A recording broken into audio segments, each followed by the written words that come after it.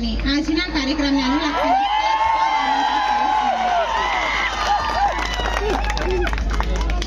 આજે ભગવાન ધરતી આંબા બિરસા મુંડાની 150મી જન્મ જયંતિ નિમિત્તે કદવાલી ગામ ખાતે પ્રતિમાના અનાવરણ પ્રસંગે મંચસ્થ ઉપસ્થિત આપણા સૌના વડીલ એવા મનસુખભાઈ વસાવા અહીંયા ઉપસ્થિત હતા. સાથે અમારા ડેડિયાપાડાના પૂર્વ ધારાસભ્ય અને આપણા સૌના વડીલ એવા આદરણીય મહેશભાઈ વસાવા, સાથે ભરૂચ જિલ્લા પંચાયતના પૂર્વ ઉપપ્રમુખ કારોબારી અધ્યક્ષ અને આ જ વિસ્તારના આગેવાન એવા અનિલભાઈ ભગત, સાથે એકતા પરિષદમાં આદિવાસી સમાજનો એકતાનું પ્રતીક અને આ વિસ્તારમાં ઘણા વર્ષોથી આગેવાની કરતા એવા ડોક્ટર શાંતિકરભાઈ વસાવા, સાથે મંચસ્થ તમામ આગેવાનો, એમાં વ્યારાથી પધારેલા આગેવાનો, ઉમેરપાડા, રાજપીપળા, તમામ આગેવાનો સાથે અહીં મોટી સંખ્યામાં ઉપસ્થિત વડીલો, યુવાનો, માતા બહેનો, સૌને મારા જય આદિવાસી, જય જોહાર અને જય ભીલ પ્રદેશ.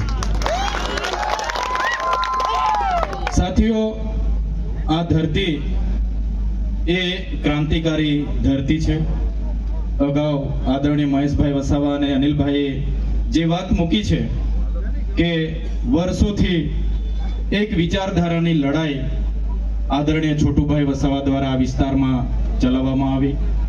અમે પણ છોટુભાઈ વસાવા સાથે અને આદરણીય મહેશભાઈ વસાવા સાથે ઘણા વર્ષોથી કામ કર્યું અને અમે પણ આજે પ્રતિનિધિત્વ કરીએ છીએ. ત્યારે આપ સૌને અભિનંદન આપીએ છીએ કે આજે એક મંચ પર અમારા તમામ આગેવાનોને તમે અહીં ઉપસ્થિત કર્યા. મનસુખભાઈ હોય, મહેશભાઈ હોય, ચૈતર વસાવા હોય, અનિલભાઈ હોય કે શાંતિકરભાઈ હોય, તમામ લોકોને ઉપસ્થિત કર્યા છે. અમે પણ એ સંદેશો આપવા માંગીએ છીએ કે ભગવાન બિરસા મુંડાનું જીવન, એમના ઉપદેશો, એમના સંદેશા, એમના વિચારો, એમના પરથી, એમના પ્રતિમા પરથી આપણે પ્રેરણા લઈએ. એમણે જે પોતાની નાની ઉંમરમાં, માત્ર 18 થી 19 વર્ષની ઉંમરમાં એમણે અંગ્રેજી સલ્તનત સામે, એ જમાનો એટલે આજેથી 125 વર્ષ પહેલાની વાત છે. ત્યારે કોઈ રેડિયો, ટીવી, ટેલિફોન, કોઈ મોબાઈલ કે કોઈ દારૂગોળા, બંદૂકોની પણ સગવડ નહોતી. એ જમાનામાં ભગવાન બિરસા મુંડાએ ઝારખંડના રાંચી, ખૂટી વિસ્તારમાં જે હિલ પ્રદેશો, ડુંગર પ્રદેશો હતા, ત્યાં તમામ આદિવાસી આગેવાનોને એક કરીને સંઘર્ષ, એ જમાનામાં કહેવાય છે કે અડધા વિશ્વ પર બ્રિટનનું રાજ હતું. બ્રિટનની રાણી એટલે દુનિયાની અડધી દુનિયા પર એમનું રાજ હતું. છતાં આટલી મોટી સલ્તનત સામે ભગવાન બિરસા મુંડા અને એમની ધનુષધારી સેનાએ ઉલ ગુલાન જિંદાબાદના નારા સાથે એલાન કર્યું. એમને જેલમાં પણ લઈ જવામાં આવ્યા.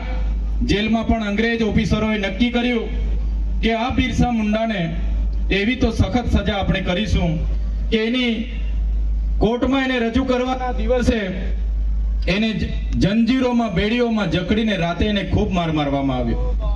ત્યારે એમને અંદાજ નહોતો કે આ ભગવાન બિરસા મુંડાને રોડ પર ચલાવીને, સબક શીખાવીને દાખલો બેસાડવાની વાત હતી.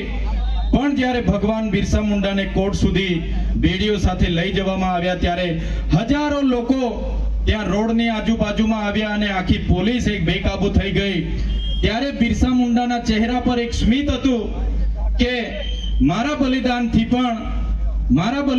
પણ અમારો સમાજ આજે જ્યારે જાગે છે, ત્યારે બિરસા મુંડાને અફસોસ નહોતો, પણ સ્મિત હતું. મિત્રો, બિરસા મુંડા એ નીતિ સામે લડેલા, ધર્મની નીતિ સામે લડનારા આપણા ક્રાંતિકારી હતા. જમીનો જ્યારે જે વખતે જમીન વેરો ભરીને પણ જમીનો જ્યારે છીનવાતી હતી, એમની સામે લડનારા આપણા ક્રાંતિવીર હતા. આજે ભગવાન બિરસા મુંડાને ધરતી આંબાનું બિરુદ, ધરતી આંબા એટલે આ ધરતીના પિતા, એનું બિરુદ આજે આખા દેશે આપ્યું છે. ત્યારે માત્ર 25 વર્ષની ઉંમરમાં જ્યારે એની સભા ચાલતી હતી, આપણે ત્યાં સભામાં પોલીસ ઓફિસરોએ ચોફેરથી ઘેરો કર્યો, ગોળીબાર થયો અને એ ગોળીબારમાં 400 જેટલા લોકોના મૃત્યુ થયા અને ઘણા ઘાયલ હતા. એવા ક્રાંતિવીરોને પહાડો પરથી નીચે નાખી દેવામાં આવ્યા અને કેટલાક લોકોને જીવતા દફનાવી દેવામાં આવ્યા અને બિરસા મુંડાને 3 માર્ચ 1900 ના રોજ ધરપકડ કરવામાં આવી. એમને એવી જેલમાં નાખવામાં આવ્યા કે કોઈને પણ મળવા દેવાની અનુમતિ ન આપવામાં આવી અને 3 મહિના બાદ એટલે કે 9 જૂન 1900 ના રોજ માત્ર 25 વર્ષની ઉંમરે ભગવાન બિરસા મુંડાનું મૃત્યુ થયું અને સદિગ્ન રીતે મૃત્યુ થયું, શંકાની રીતે મૃત્યુ થયું. ત્યારે મિત્રો આજે આપણે પ્રતિમાનું અનાવરણ કરીએ છીએ, આજે આપણી જાગૃતિ આવી છે. સાથે સાથે તમામ યુવાનો વડીલોને હું વિનંતી કરું છું કે એ જ બિરસા મુંડા ભગવાનના વિચારોને, એમના ઉપદેશોને, એમના સંદેશાઓને આપણે ગામડે ગામડે સુધી પહોંચાડીએ, બિરસાવાદની વાત કરીએ અને આવનારા દિવસોમાં જે પણ આપણા સમાજ પર અત્યાચારો થાય, અન્યાયો થાય, આપણા સંવિધાનિક અધિકારો મેળવવાના થાય કે જળ જંગલ જમીનના અધિકારો આબાદિત રહે, એના માટે આવનારા દિવસોમાં આપણે બધાએ લડવું પડશે. મિત્રો આપણે બધા પાર્ટીઓમાં વેચાયેલા છે. આ મારી પાર્ટી સારી, આ મારી પાર્ટી સારી, આ મારી પાર્ટી સારી. ઘણા સંગઠનોમાં વેચાયેલા છે, ઘણા સંપ્રદાયોમાં વેચાયેલા છે. આજે જે યુવાનોને ભણવાનો સમય છે એ યુવાનો સારી સારી બાઈકો, આઈફોન પોતાના માતા પિતા પર લઈ માંગે છે, પ્રવાસે ફરે છે, પાર્ટીઓ કરે છે, રેસિંગ કરે છે. બેન્ડ પાર્ટી હોય તો આખીને આખી રાત નાચે પણ છે. આ સમય એમનો ભણવાનો છે, છતાં આપણો યુવાધન પોતાની તાકાતનો ઉપયોગ કઈ દિશામાં કરવાનો છે એનો ઉપયોગ કરતો નથી. ત્યારે મારે યુવાનોને પણ ખાસ અપીલ છે, નાચો, રમો, કઈ જ વાંધો નથી, પણ તમારું લક્ષ્ય શું છે, તમારી દિશા શું છે એ તમારે નક્કી કરવું પડશે. આવનારા દિવસોમાં તમારા કુટુંબની સુખાકારી માટે, આપણા ગામની સુખાકારી માટે, આપણા સમાજના અવાજ માટે તમારે શક્તિનો ઉપયોગ કરવો પડશે. મારા ઘણા વડીલ મિત્રો અહીંયા બેઠા છે, એમને પણ હું વિનંતી કરું છું, જે રીતે અનિલભાઈએ વાત કરી, યુવાનોનો ભણવાનો સમય છે, દીકરીઓનો ભણવાનો સમય છે. 15 દિવસે 4 ધામની યાત્રામાં પગપાળા માટે નીકળતા હોય છે.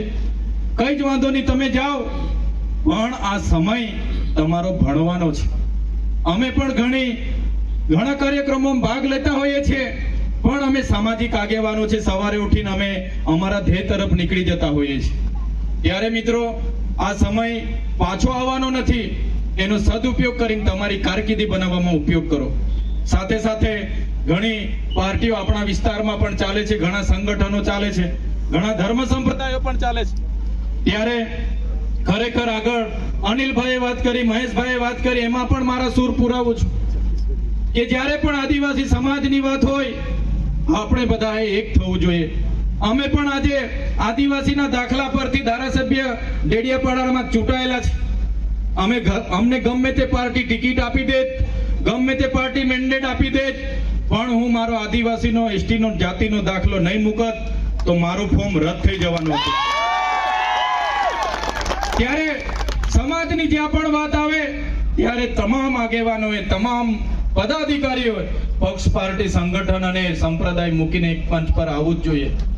અમે પણ આગળ પણ કીધું હતું ને આવનારા ભવિષ્યમાં પણ કહીશું, આજે પણ કહીએ છીએ, જ્યારે પણ અમે આદિવાસી સમાજ માટે બોલીએ છીએ, આવનારા ભવિષ્યમાં પણ કદાચ કોઈ પાર્ટી અમને રોકે, અમારી પાર્ટી કેમ ના હોય કે આદિવાસીનો અવાજ બનતા રોકે, તે દિવસે અમારા પાર્ટીના પાટિયા પણ અમે ઉતારીને મેકી દઈશું. મિત્રો સમાજ છે ત્યારે આજે અમે ધારાસભ્ય બન્યા છે અને આ જ આદિવાસીનો દાખલો, આ જ આદિવાસીની સંસ્કૃતિ, આ જ આદિવાસીની પરંપરા, રૂઢિ પ્રથાઓ બચાવવા માટે આપણે બધાએ સાથે રહીને આવનારા દિવસોમાં આગળ વધવું પડશે. મિત્રો વધારે સમય નહીં લેતા આજના આ કાર્યક્રમમાં તમામ સંગઠનના, પક્ષ, પાર્ટીના આગેવાનો પોતાની પાર્ટીથી ઉપર થઈને અહીંયા ઉપસ્થિત થયા છે. તમામ આગેવાનોને હું અભિનંદન આપું છું. સાથે સાથે બિરસા બ્રિગેડ કદવાલીના યુવાનો દ્વારા આજે બિરસા મુંડાના પ્રતિમાની અનાવરણની જે કાર્યક્રમ રાખ્યો છે, તમામ આયોજક મિત્રોનો પણ હું આભાર માનું છું, અભિનંદન આપું છું. સાથે અહીં ઉપસ્થિત તમામ વડીલો, યુવાનો, માતા બહેનો, આપ સૌએ અમને આમંત્રિત કર્યા, અમારું સ્વાગત, સન્માન કર્યું અને અમને જે બે બોલ બોલવાની તક આપી છે એ બદલ આપ સૌનો આભાર માનીને હું વિનમું છું. બધાનો ખૂબ ખૂબ આભાર. જય આદિવાસી, જય જોહાર.